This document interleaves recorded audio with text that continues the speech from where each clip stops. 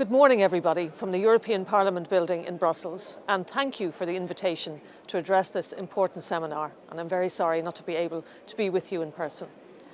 It's now been almost 14 years since I worked in journalism, and I don't think I need to tell this audience how much has changed since then, with the explosion in new technologies, and particularly in social media. For me, I think the biggest change has been the blurring of the lines between professional journalism and just about everything else capable of being communicated via a smartphone.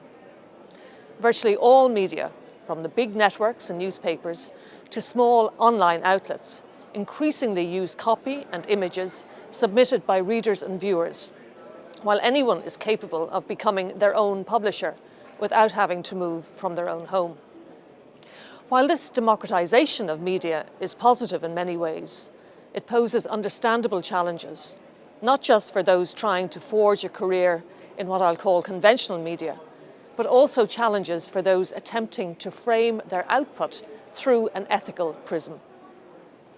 The principal challenge is how to have that ethical base keep pace with technologies that allow unfiltered content to pass into the mainstream, and in a world where regulators and others struggle to put some controls on what is, in many instances, essentially uncontrollable. Our tolerance for this, of course, is also becoming higher.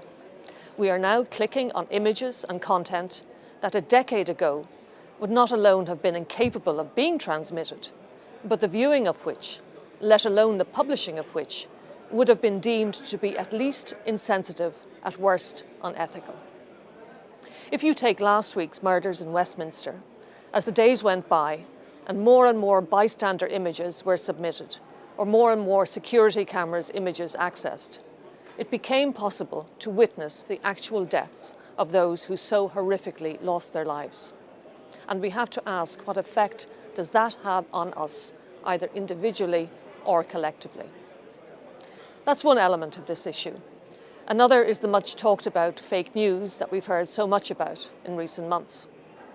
Again, the new technologies, allied to short attention spans and a failure to ask questions, has led to a situation where, arguably, democracies and their electoral systems can be subverted. A further element concerns the increased use of algorithms, so far perfectly legally in most cases, where our smartphone choices in themselves lead to a type of distortion in what Google and others choose to serve up to us when we click to find out about anything, from the French elections to a new dress.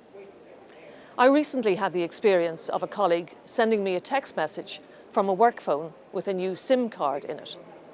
I couldn't tell from the number who it was, obviously, because it was a new number, yet the phone was able nonetheless to suggest to me exactly who it was, because of other information it had gleaned, possibly from other texts.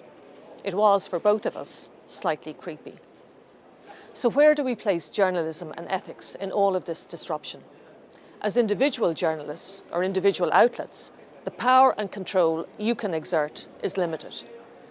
The media also live in a highly competitive 24/7 world where worth is too often measured by clicks and where the pressure to be controversial, to exaggerate, to distort, is therefore very strong.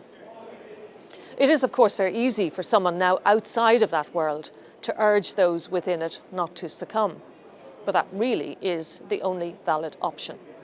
And in time, it may even be the best commercial option. It is said that what is seldom is wonderful, and I believe that those journalists, those media outlets, who continue to rely on provable facts and well-researched analysis for their output, will continue to attract, perhaps even in increasing numbers, those who want to shelter from the rest of the media storm.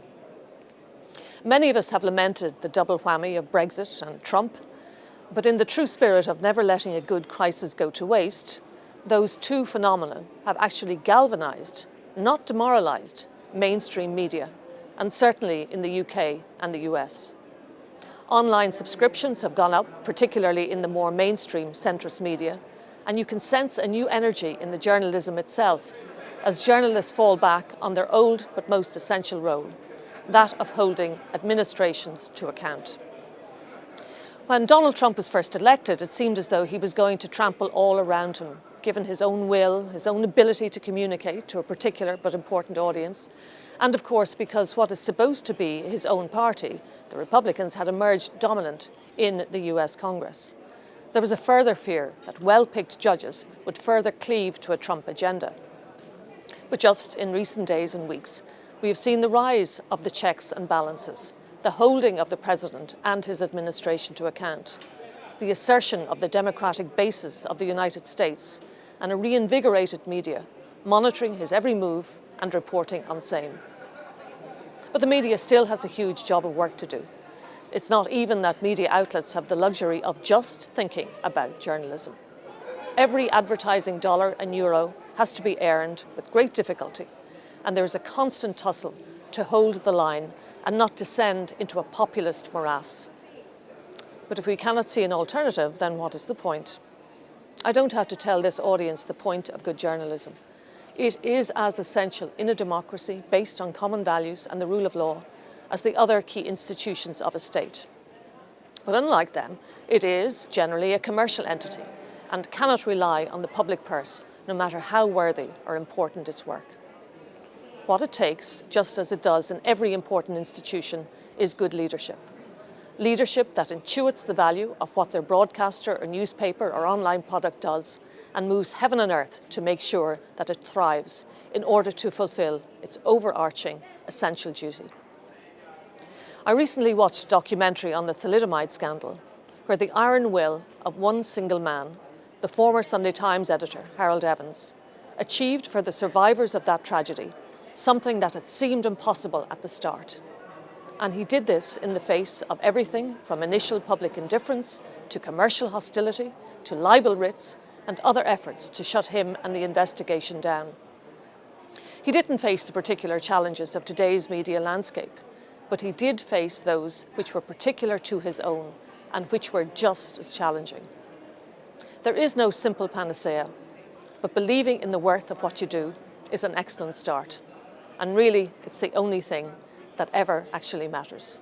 Thank you for your attention and enjoy the rest of the seminar.